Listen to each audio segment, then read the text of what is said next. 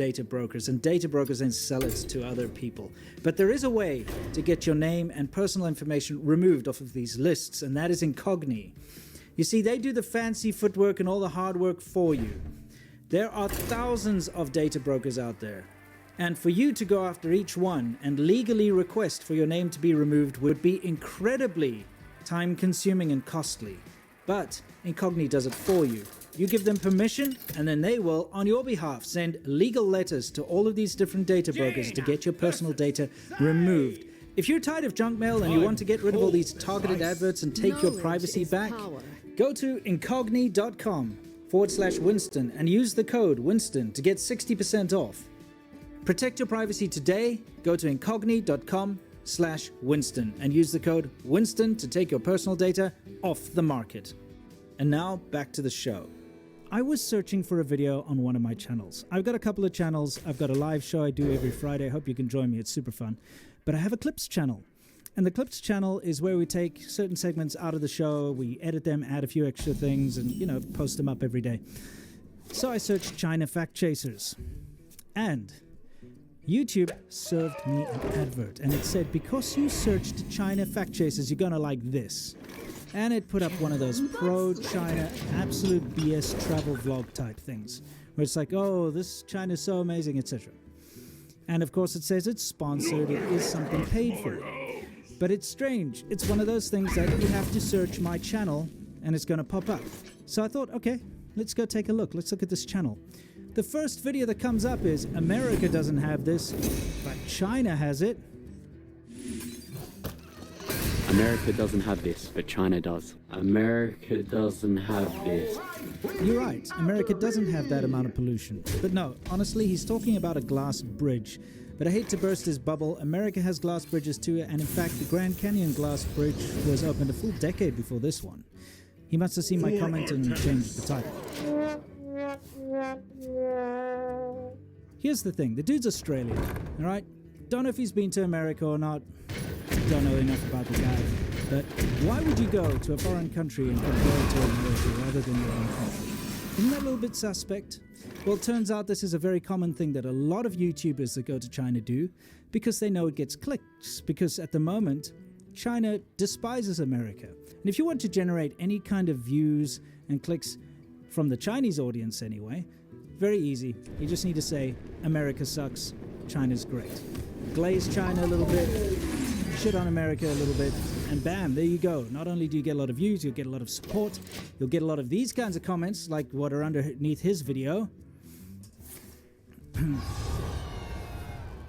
I think my favorite comment is, I like bridge.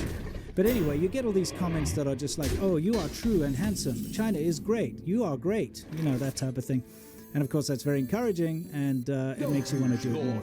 I've seen this across the board. You'll see a lot of people that are doing China videos try to compare it to America, even if they themselves haven't even been to America or know nothing about America. That's besides the point though. So I'm like, okay, this guy's doing a bit of shilling, you know, he's earning them shillings from the Chinese government, whatever. Lots of people do this. It's easy. It's cheap. I'll dig a little deeper. Xinjiang, vast, mysterious, and filled with stories waiting to be told. What do you know? Look, they're going to Xinjiang. Now, for those of you who don't know about Xinjiang, I'm sure you do, it's a very controversial area. Controversial for a couple of reasons. Number one is this whole hoo-ha over the Uyghur minority there, and you know what they say. Some people argue that it's a genocide, some people argue that it isn't. I'll get into that a little bit later, but the whole point is that it is controversial, and China doesn't like the bad image because you've got the international community pushing back, saying don't buy cotton from Xinjiang, don't deal with any products coming from Xinjiang because there's forced labor and that sort of thing, right? Look, we all know bad things go on. You could try to pretend they don't. You could try to rename, you know, what's being done there into something else, but it is terrible. I know it's terrible. I lived in China for 14 years. I know what's going on there. It's awful, right? So what do? You go there to do what we like to call genocide denial propaganda. Pretty straightforward. Lots of people have done it. You go to the tourist places in Xinjiang, look around and say, oh, it's great. There's no genocide here. There's no oppression. People can dance and be happy. It's super interesting to see this perspective of the Islamic religion being practiced here. Do you see how sinister this is? There is no religion being practiced there. That is the Urumqi Grand Bazaar. It's all about shopping. They have an open-air mosque there, but that's not about religion. That's for sightseeing. It's a place to go and look and take photos. It's for the Han tourist majority.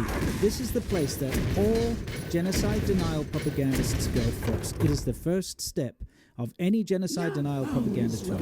And it's really, really disgusting to see people still going there, trying to pretend that this is some kind of freedom of religion. You've got a bunch of people dressed up in costume dancing because they have to. Anyway, very, very, very bad stuff. But you know what? I get it.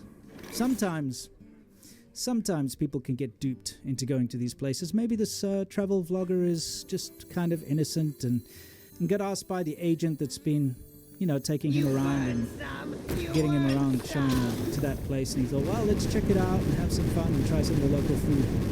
But no, the dude literally does Xi Jinping propaganda. 来中国看中国，讲讲中国故事， Xinjiang. 讲好中国故事。讲讲中国故事。 Jianghao Zhongguo Gushi? Are you kidding me? This guy is doing Xi Jinping propaganda. That is literally Xi Jinping saying, this is what we have to do for our propaganda, is tell a China story well.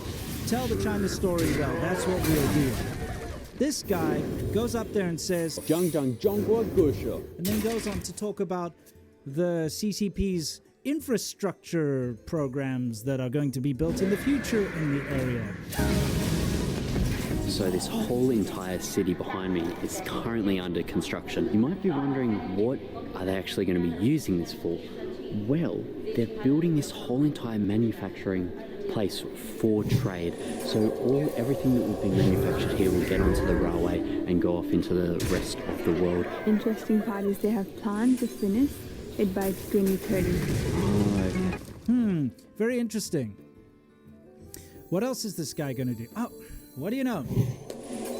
Belt and Road Initiative propaganda. Okay, so basically this is just full-on propaganda. He's now just a propagandist that went from, hey guys, here I am, and I think that the food is great here in China, to literally turning the dial up to 11. And look, this is what's made in factories here for the Belt and Road Initiative, and this is what the Chinese government infrastructure projects are. Guys, come on. Have a little bit of self-respect. Now, this is a warning to everybody out there. It's a slippery slope. You go from, hey, this is amazing, look at the lights, what a great place, look at the high-speed rail, to literally, there's no genocide here. Look at the Chinese government's great projects that they've gone and taken me to the showroom to make sure that I show to the world, because now I am literally just their paid puppet. I mean, guys, come on, have a little bit of self-respect. And just don't get me going on the mosque thing. They try to say, oh, Uyghurs are free to practice their religion. What they don't tell you is that there's a very famous mosque you can go to visit, but it's a tourist spot, and you have to pay an entrance. First of all, I really like the design of the building. Look at that. I like the yellow color, and then we have the little towers here on the left, on the right side. That looks very cool. Oh, you have to pay to enter? I think if I understand this correctly, price 30 yuan. And I have to buy a ticket here? Yes. Ticket? Yes. Okay, I come back in 20 minutes. Yes. Thank you very much. It's a tourist destination.